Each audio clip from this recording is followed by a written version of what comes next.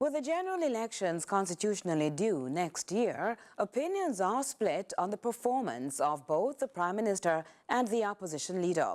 Despite the varied views on both leaders, Mark Golding is gaining momentum, but Andrew Holness is still ahead.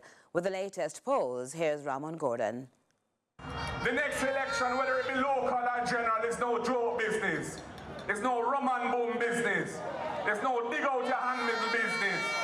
It's serious business. The opposition People's National Party is closing the gap on the governing Jamaica Labour Party.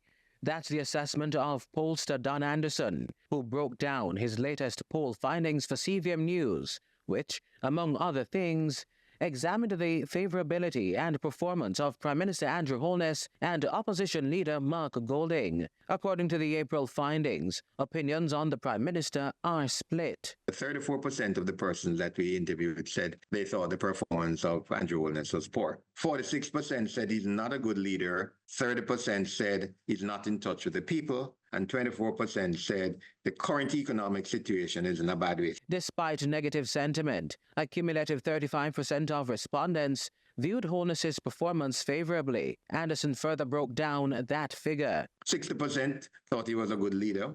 36% said the economy is improving. And 28% said he cares about Jamaicans and Jamaica. Different sets of people. So I'm making that point because sometimes people say, oh, how him can be a bad leader and a good leader at the same time.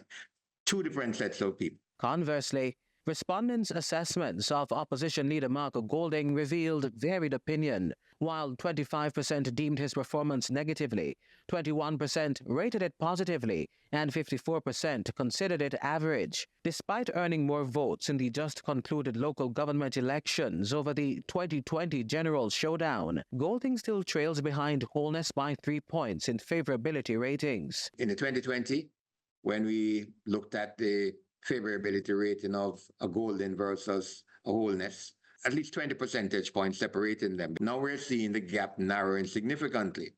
What the trend tells me is that Mark Golding has made inroads. While negative opinion for Golding stood at 18.1%, they were notably higher for Holness at 31.1%. Additionally, a considerable portion of respondents had no opinion of either leader, 28.8% mum on Holness and 44.8% mum on Golding. Here we're finding that the voting public is gradually reducing the reliance upon the leader itself as a driver of support. Ramon Gordon for CVM News.